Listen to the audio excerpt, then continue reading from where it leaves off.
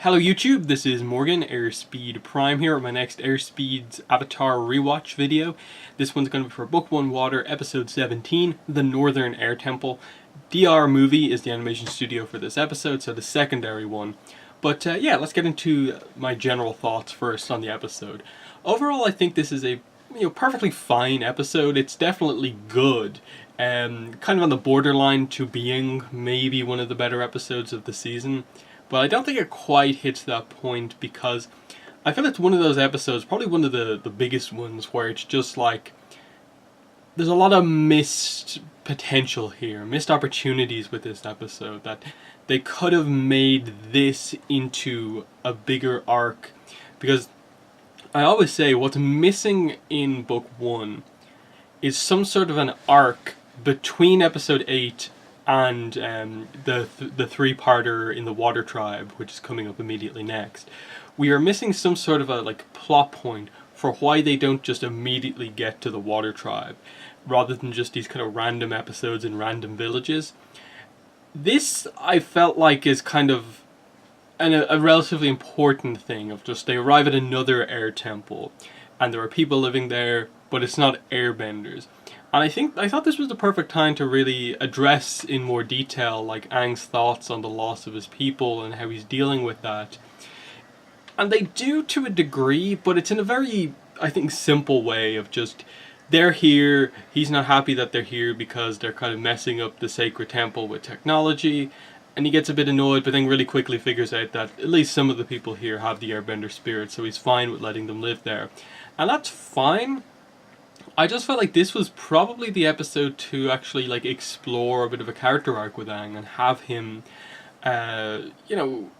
maybe have this be part of his journey, and maybe, really helps his waterbending in that he maybe makes some progress into getting past or accepting the loss of his people, and then it's in episode 18, 19, 20 when he fully makes that transition and unlocks the full potential of his waterbending.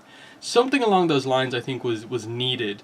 The other thing with this episode is that they actually present a quite important plot point by the end of it, of the Fire Nation getting the war balloon technology to basically get air power as part of their military, which becomes a very important plot point all the way into Book 3. So it's this weird episode where there's a lot of missed opportunity, but then all of a sudden they have this surprisingly early setup of this plot point that doesn't really pay off until kind of much later on in the series, which is, I think, an interesting one here with War Minister Kane, or whatever you pronounce his name, finding the war balloon at the end of the fight. The other thing is just that there is a pretty big military battle here, probably the biggest we've seen so far in the series. And I get why they didn't want to overly emphasize this battle given what was to come in the finale, but I think you probably needed to turn the core of this episode into a two-parter at least. One where it is more character focused on Aang and dealing with the loss of his people and him accepting what's happened to the Northern Air Temple, and then the second one being the introduction of the Fire Nation stuff and maybe more depth given to the battle, in that maybe Zhao maybe learns or figures out that they're heading to the Northern Water Tribe, and that's why he comes to the conclusion of doing an attack on the Northern Water Tribe. You could have incorporated a lot of different things if you'd given this a little bit more time to, again, extend out the season and give a reason for why, the Water Tribe stuff has to only be the last couple of episodes. Other than that, the episode, I think it was interesting enough. We get introduced to the Mechanist, Teo, which are characters who come back. The Mechanist being quite important because of, I suppose, the technological advancements that he brings to the series, and especially coming up to the invasion in Book 3, his plans with the help of Sokka are part of why the technology in the invasion is so good on the hero side of things. The only, I think, question I have about these characters, it's often one of these things that comes up with these random Book 1 episodes of just, did they really have a story kind of planned out for them? Because going into Korra, there's no mention of what happened to this group obviously the war ends, so to some degree they don't have to live in the Northern Air Temple anymore, but it is their home, and for a lot of those people, I don't see them wanting to leave the Northern Air Temple even if they could. I think some people would, but the likes of, I think, Teo himself would probably want to stay in the Northern Air Temple. So what happens to these people? Like, do they get incorporated into the Air Acolytes, or are they just kind of considered like honorary Air Acolytes or honorary airbenders, and maybe used to teach to some degree? In that, like, obviously, where are they now? Because when we see the Northern Air Temple in Korra, they seem to remove a decent amount of the technology from the temple and maybe try and restore it to what it once was. But I still got the impression, given that it had that obstacle course, that it is the more open temple in terms of, like, they're allowed to kind of build extra stuff on the mountain and so on. So to some degree, maybe this civilization, this the Mechanist group of refugees, perhaps still lives on there as, like, tech support to a degree for the Northern Air Temple. But again, we don't know. It's a part of why they kind of miss out on this opportunity, in that, they say that the Mechanist explains that the reason his people are there in the first place is because they're refugees, not because of the Fire Nation, but because of a flood that hit them. So, what does that say? Is this flood actually a big flood that was a notable event at some point? It would be interesting to learn about that, but they explain that the Fire Nation found them a year afterwards, which is where the Mechanists began to work for them, inventing some of their technology. So, explaining that yes, the Fire Nation is technologically advanced itself, but it also incorporates, intelligent people from the places they capture in terms of inventing them even greater technology, in that this is basically, an Earth Kingdom person adding to their technology.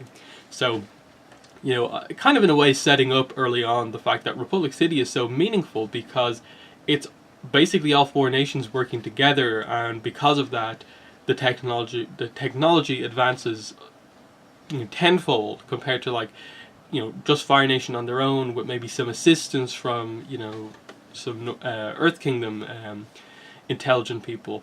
But yeah, I think they definitely needed to do a little bit more with the Aang plot, with him being, like, annoyed with the temple and what was going on. I appreciate the idea, but it's very undercooked in the episode, in that it is very sudden. It's just like, oh, Teo, you have the spirit of an airbender. I'm willing to accept everything that's happening here and we'll move on. I feel like Katara, they probably could have used Katara a little bit more, given that, like, she was so important in helping Aang out in the Southern Air Temple with coming to terms with what happened. I feel like she should have been aware of, like, how Aang felt about what was going on here. They should have used her a bit more effectively in that sense. They also have this side plot of, the natural gas, which is basically just setting up how the heroes eventually, get rid of the Fire Nation in terms of their big attack. And, the idea that they put the rotten egg smell in the natural gas and eventually smell that and light it up to basically destroy the tundra tanks that are crawling up the mountain. The fight itself, I think, is good. You get to see a lot of the use of air power and why it's so important in these military battles, and I suppose, to a degree, why the airbenders must have been a big challenge to take out, and why Sozin's Comet was required for Sozin to actually take out the airbenders, and that they're just where they live is so difficult to get to, that it puts the Fire Nation at such a disadvantage having to march up those hills. So that's why a lot of speculation about the battles that eventually would lead to the genocide of the Air Nomads, speculation was around of just like, did the Fire Nation use their dragons as kind of air support to get up there? But no, what we know is that basically, Afiko, the betrayer, was the one who gave them, the Fire Nation, special information about how to, I suppose, more safely and secretly get up the mountains and more ambush the airbenders to where they weren't quite expecting it. But obviously we know there are dead bodies of Fire Nation soldiers on the mountains, so the airbenders still put up a very strong fight. But they don't really reference that all that much. They don't really show a ton of sign of the fact that, like, this temple was also attacked. What else do we have here? Just the Mechanist obviously hid this stuff from Teo. He kind of did it for the sake of his people, working for the Fire Nation, even though he knew it was wrong. Understandable, but that is what it is. They have a kind of plot point of the Tundra tanks use like a water kind of ballast system to keep them in balance, so waterbending can take them out fairly easily, which comes into play I think when they use them again later on. But yeah, the result of this is basically just that Aang is happy to let these people stay, knowing that even though the airbenders are gone, there are still some people out there with the airbender spirit. I just wish we like knew in like the comics at this stage if the likes of Teo and some of those other people who were gliding a lot are part of the Acolytes now, or what.